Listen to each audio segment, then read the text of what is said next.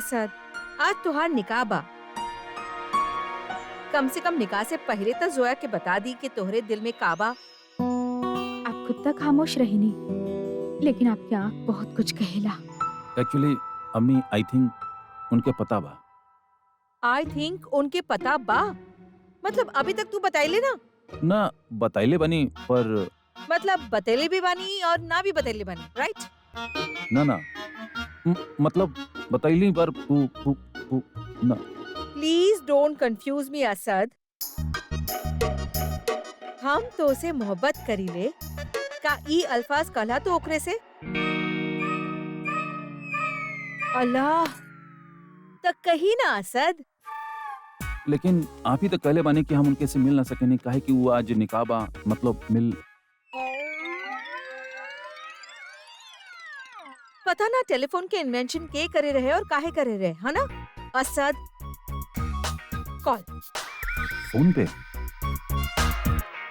जी अभी जी अभी। ऑल द बेस्ट।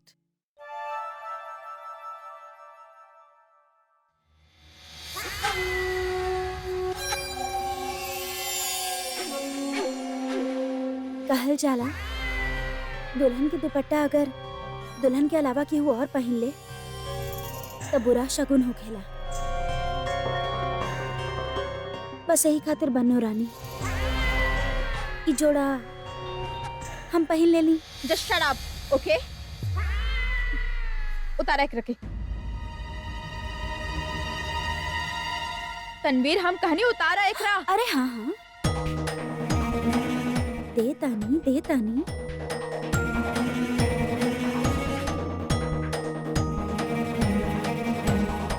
इला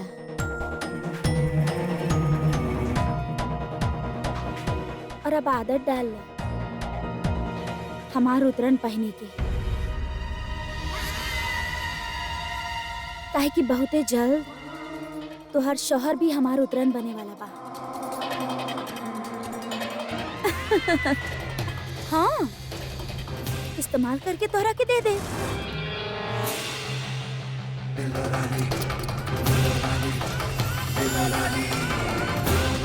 असद के साथ सुहाग रात त हम ही मनाई जोया।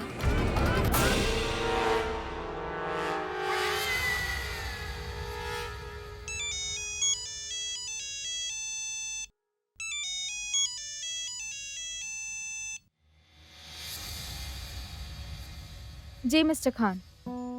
मिस फारूकी, वो एक्चुअली काफी वक्त से हम आपके कुछ बतावे की कोशिश कर रहल बानी। हम सोचनी कि आज हम बता ही देता नहीं, एकरा से पहले कि वक्त खत्म हो जाए।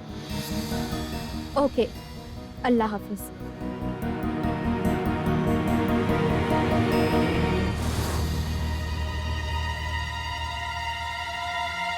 वो का बाना तनवीर? हम क्या अपन निकाह खातिर तैयार होके के बा? प्लीज।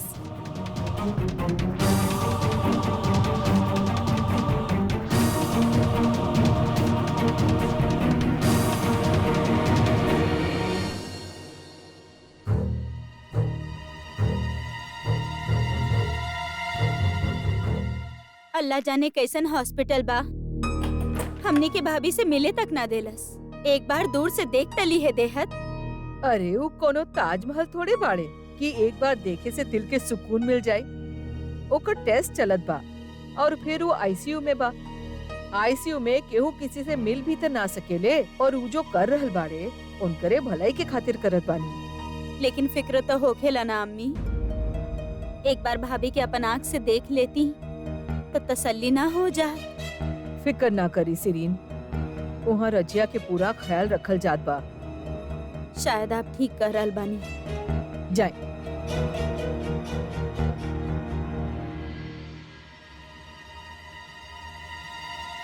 रजिया जैसन औरत के जैसन ख्याल रखे के चाहिए वैसे ही ख्याल रखल जात बा सिरीन। तू फिक्र ना करी, तोरे भाभी के दिमाग अब जरूर ठिकाने आ जाए।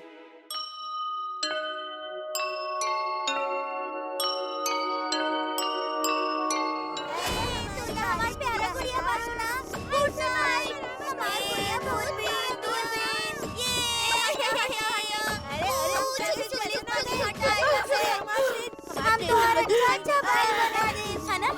हाँ, इकर बात तो बिल्कुल हमार कुड़िया जैसा बारिश हो रहा है बारिश। छाता छाता। अरे देखा देखा। अरे देखा देखा। अरे इकर बात तो हमारी कुड़िया जैसा। अरे देखा देखा। इकर बात मत लगाओ। अरे हटा तू हटा सुनी पागल नहीं की। अरे हटा पागल नहीं इधर आवेला वो यह गए या पागल नहीं के बानी जा तू उधर जाके चुपचाप बैठ जा। हमरे बेटी की बुलाई वो बताई कि हम पागल ना बानी। हमने शहर बहुत पागल की बानी। वो आजकल ये ना बाड़े। अरे हम ऐसे ही बोले हैं तो बहुत बड़ी कीमत रही है। सच बता बतानी हम यहाँ से बाहर कैसे जा पाए हमके पता ही ना। आइजा पर एक बार पागल आ जाएला वो बाहर ना जा सकेला। कितना बाहर जाए पागल जाए है, पता ना क्या बोलत है। ना तू जानत न बानी कि तू केकरे से बात करत बानी।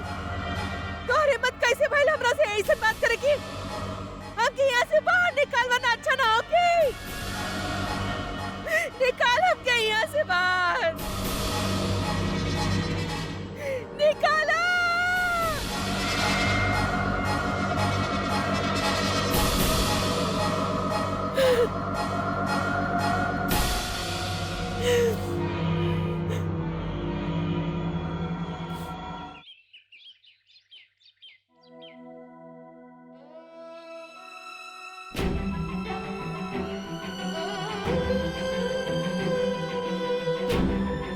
आज हम तू सब लोगन के सामने ये ऐलान करत बानी कि हमरे असद के निकाह होखी और 10 दिन के अंदर होखी।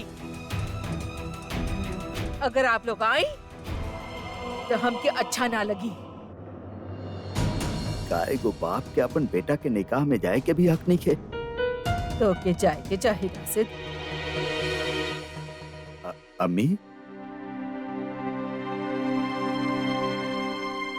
तो के असद के निकाह पे जाए के चाहिए। बाकी अम्मी हम लेकिन कुछ ना तो के जाए के चाहिए। सच तो ये बाना बेटा कि तू तो अब्बू बड़ा असद का बेटा तो हर हक बने ले और तोहरा के मौजूद होके के चाहिए वहाँ पे। अम्मी हक तो हम बरसों पहले खो चुकल बानी। अम्मी हमने की चाहत कि असद की जिंदगी में सबसे खुशी के लम्हा में गम के साया भी ओकरा पर पड़े। तो क्या ऐसा लागत बना शायद असद की भी ऐसा लगत होके। लेकिन सोची कुछ बरस बाद जब ओकरे की ख्याल आई कि उनकरे निकाह पे उनकर अब्बू मौजूद ना रहे तो ये बात सोची कि ओकरे के कितना तकलीफ होगी बेटा और तोहरे खातिर भी आसान ना होगी। एक बात के तो हमके पूरा यकीन बाकी तोहरे वहां जाए से दिलसाद तो के कबो ना रोकी। ये खातिर हम कहत बानी जाई तू वहां। अब सही कर बानी अम्मी हम जाए जरूर जाए। जाई।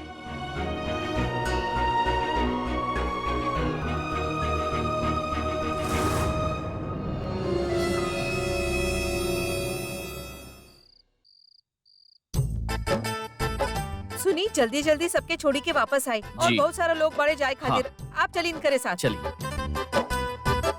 अच्छा ई हो गई या अल्लाह।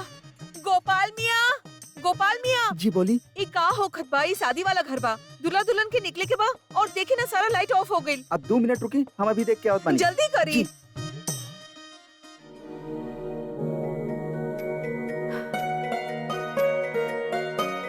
अम्मी हमके केहू के नजर ना लगी। आप जाके तैयार हो जाएं, यहाँ सब हो जाए। कैसी हो जाए सब कुछ।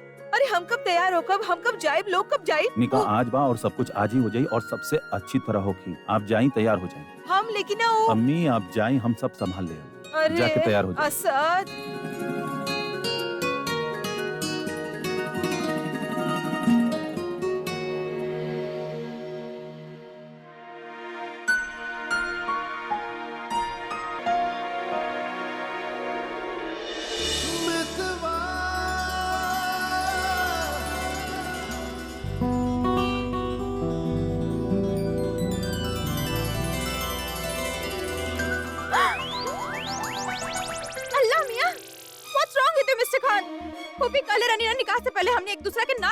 देनी। आप जाइए यहाँ से प्लीज, हमके मत देखी। पर और कुछ ना मिस्टर खान, हम कहनी ना आप जाइए। हम जा रहल बानी मिस फारूकी। आप जीन्स पहन ले बानी। कौन सा दुल्हन अपन शादी की जोड़ा के नीचे जीन्स पहने ले? देखी मिस्टर खान, कौन सा दुल्हन का करेले हमके एकरा से कोनो लेना देना नहीं खे। हम जीन्स में कंफर्टेबल बानी, हम पहनब। और आप प्लीज ही टोका टेकी निकाह के बात करब प्लीज। ओके अभी जाइए प्लीज, हमने एक दूसरा के ना देख सकेनी। ठीक बा, हम जा रहल बानी, लेकिन आप बाहर त आई। ओके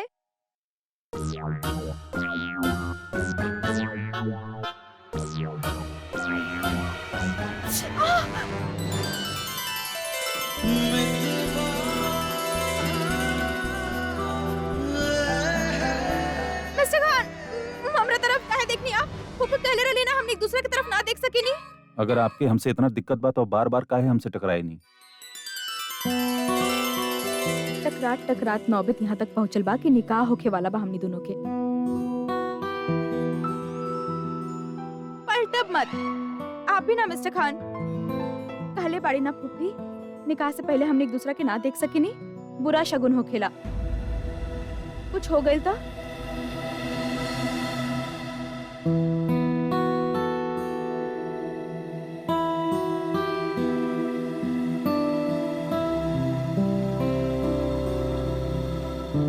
अब कुछ गलत ना हो कि जोया,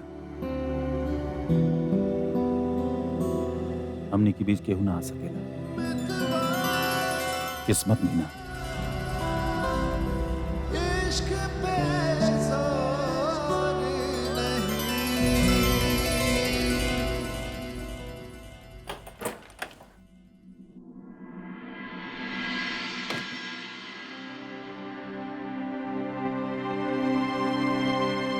जरा देखी लेने दुल्हे मियाँ।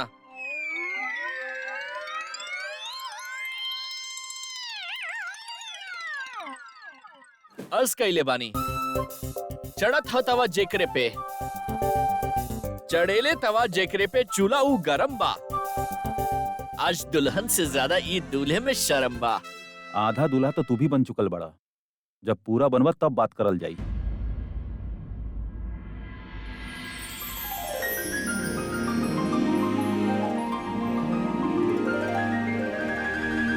हमके लगत रहल कि तोहर सगाई में वक्त बा।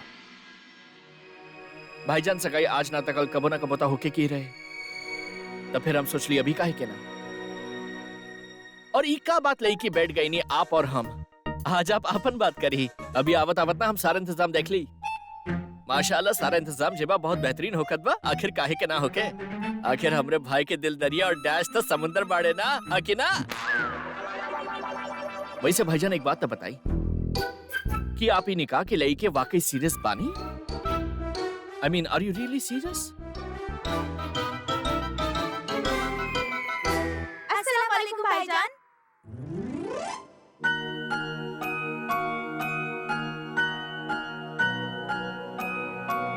तोरे घर में केहू दरवाजा से ना आवेला? शादी मुबारक हो के भाईजान, शादी मुबारक हो भाईजान। और हमरा तरफ से भी शादी मुबारक होगी। शुक्रिया, लेकिन असली हिम्मत वाला काम तो आप कर रहल बानी। इसे निकाह कर रहल बानी।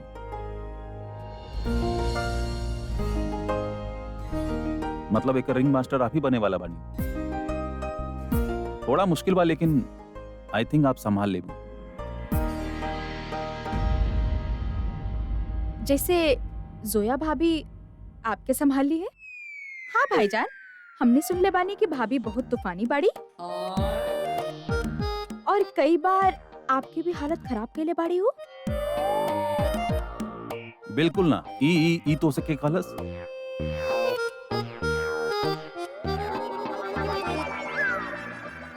हम ना कहले भाईजान। आई स्वेयर हम ना कहली। और अब आपकी देर ना होकत बा। चली जल्दी करी। जोया वहाँ पे रनिंग शूज पहन के बैठल होगी अब तक। I mean, ओकरा के निकाह से भागे के आदत बा ई खातिर। ऐसे कैसे भाग जाई है? हमार असद भाई जैसन अच्छा लेकर उनका कब्बो ना मिली। असद, जी अम्मी। असद चलिए हमके देर होखत बाना। अम्मी आप चली, हम आवत नहीं। आप चली हम आवत बानी मतलब वैसे भी शादी वाले दिन दूल्हा कब हो अकेले ना जात। चली चली अब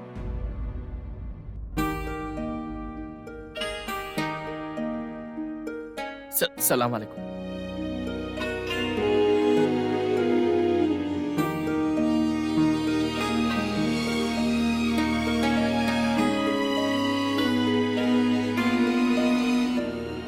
सलाम। हम चलत बानी।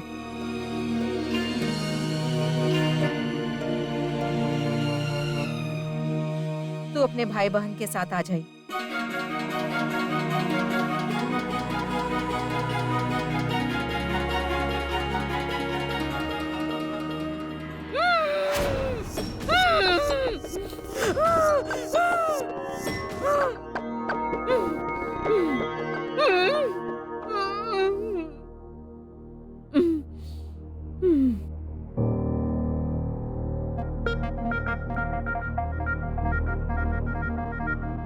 या खुदा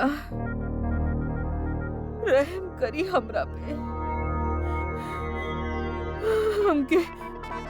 हमके छोड़ दे ही हमके। रहम करी खुदा खातिर छोड़ दे हमके। जाई दी जाई दे ही हमके।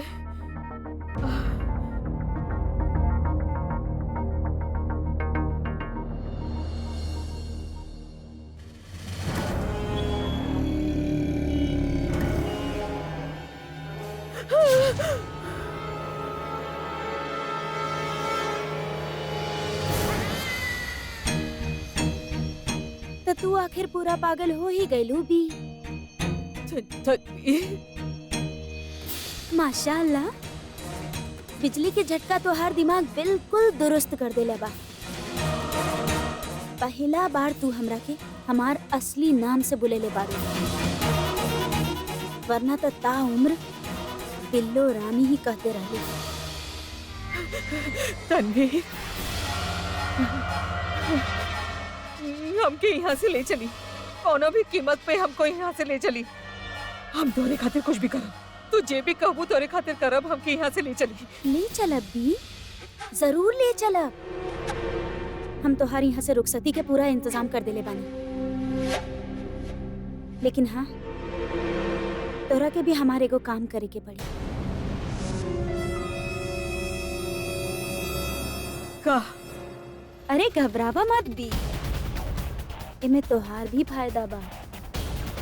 काहे कि हम अच्छा तरह से जाने नहीं, बिना फायदा के तू हमार काम कबो न करबू। चला बी, हमनी के केहू के खुशी में आग लगा के अपन मकसद के अंजाम देवे के बाद।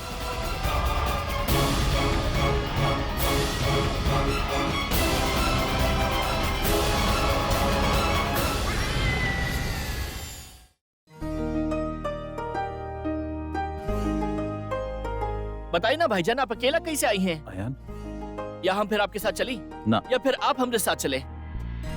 अर्ज कैले बानी, जिंदगी के राह में रंजो रंग के मेला बा। जिंदगी के राह में रंजो रंग के जब मेला बा, अपनी ही शादी में दूल्हा कभी जाले अकेला बा। कम ऑन भाई, चली ना हमरे साथ। आयान, शायरी के खून करल बंद करा। गाड़ी में बैठा। लड़कियन के हम अकेला ना जाए दे सके। नहीं तू जा, हम आवत हन। काहे अमी ने भी हाँ कह देली। चली ना साथ में चली। बाय। बाय।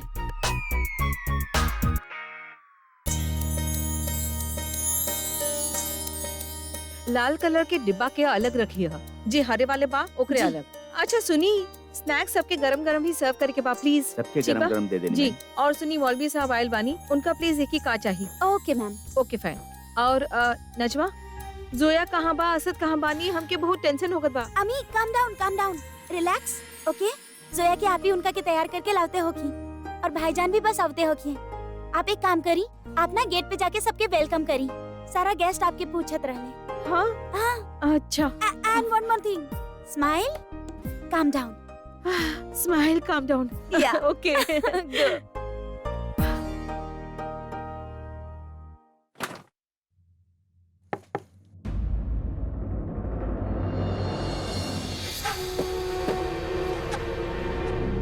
आज के दिन दुल्हा के अकेले ना जाए के चाहिए। तनु तू गई ना अब तक।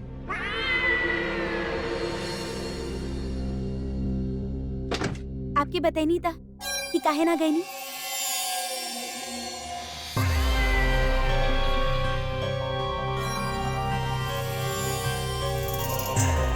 आज के दिन हम आपके अकेला कैसे छोड़ सके नहीं?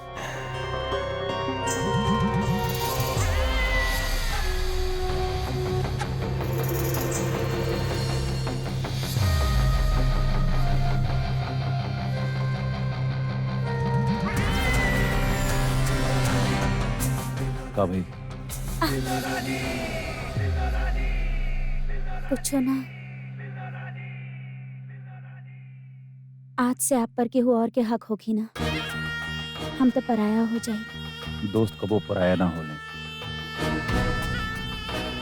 और हम आपके कबो पराया होके भी ना दे। चलिए, अम्मी इंतजार करत होती।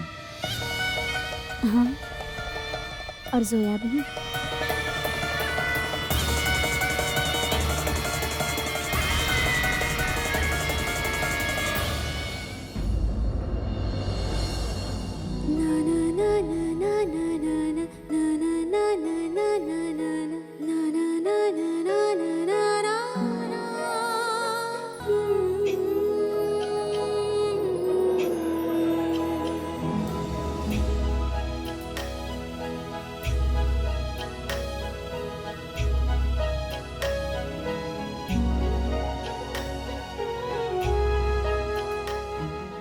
सत्रह साल पहले भी आप खामोश रहली और आज भी आप खामोश बानी। अब पता चलल आपके आपन बेटा आपसे इतना नफरत काहे करेले। अगर आप लोग आई तो हमके अच्छा ना लगे। आप यहाँ आपके तो केहू बुलाए ना। जानत बानी बिना बुलेले आवे वाला के इज्जत ना होखेला। बाकी हम इहो जानत बानी कि यहाँ आवे खातिर हमरा केहू के बुलावा के जरूरत नहीं है। हमार हक बा, लेकिन आज हम यहाँ एगो फर्ज निभावे आइल बानी।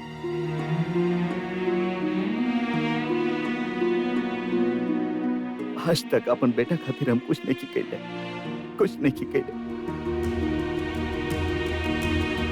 लेकिन आज ओकर सर पर सेहरा बांधल चाहत बानी।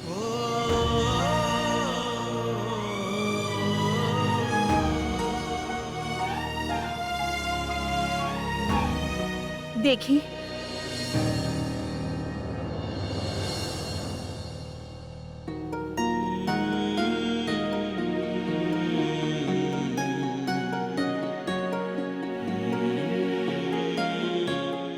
ठीक कहत बाड़े पुप्पी। हमारा अब्बू तो हमारे निकाह में शरीक ना हो सकली, लेकिन हम चाहत बानी कि मिस्टर खान के अब्बू के ये मौका जरूर दिहल जाए। दुनिया के हर बाप अपन बेटा के निकाह में शामिल होके चाहत बा पुप्पी। तो ये खुशी हमने मिस्टर खान के अब्बू से काहे छीनी?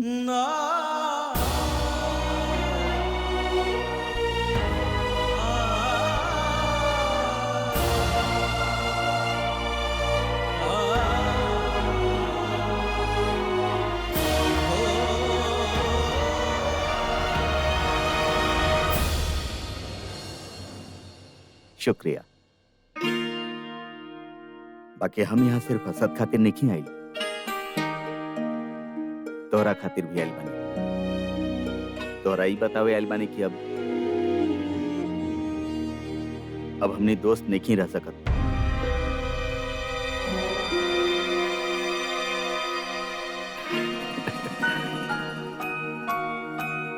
अरे भाई, तू हमार बहू बने वाली बाड़ू, तब बहू बुलाई ना।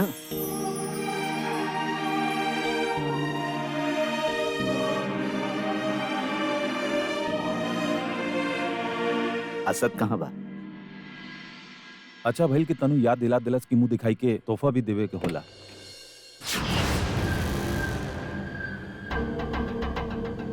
तनु, तनु,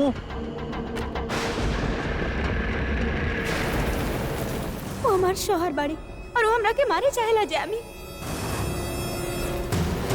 तनु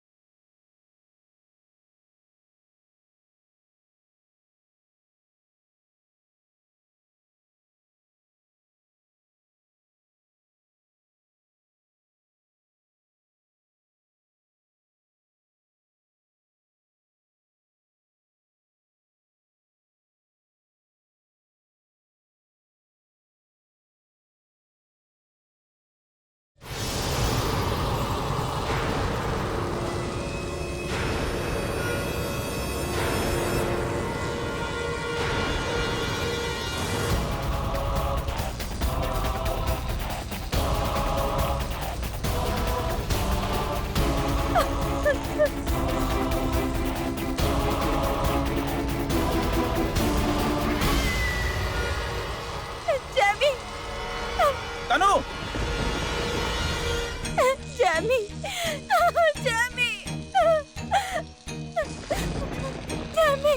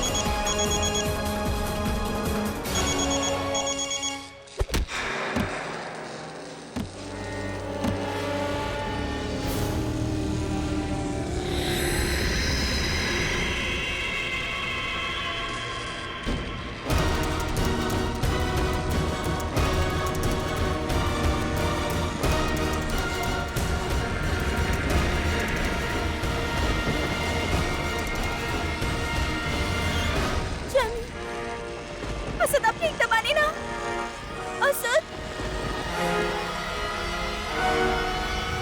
असद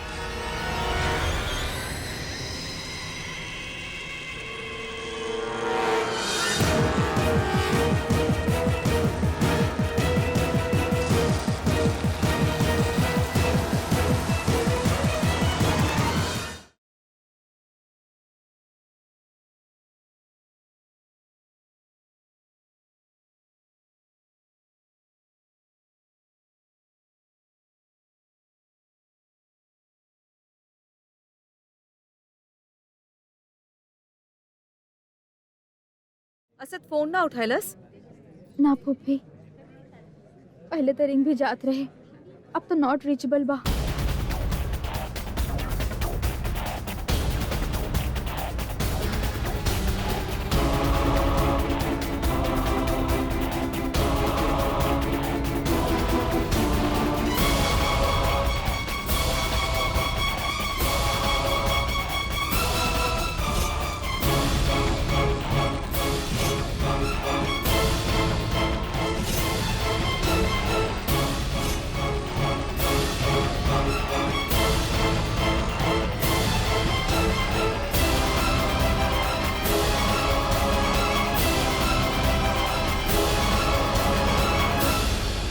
बिल्लो रानी,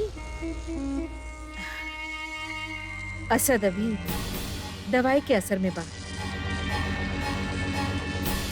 इनकरे जहन में जे तू कहबू, जे तू बोलबू, वह सब होगी। ई तोहार बात मानी इनकरा के होश में आवी में अभी बहुत वक्त बा। तो इनकरा बेहोशी के फायदा उठाई।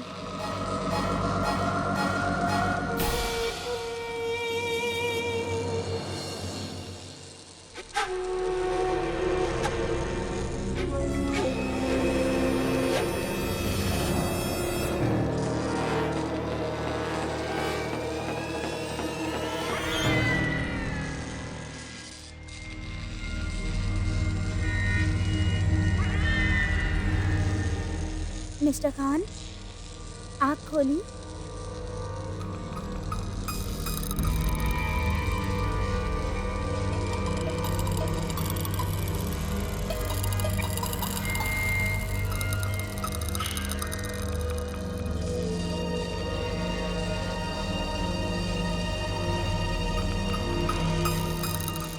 मिस्टर खान, मिस्टर खान, मिस फारूकी, जी मिस्टर खान। हमने की निकाह हमने की निकाह हो चुकल बा मिस्टर खान।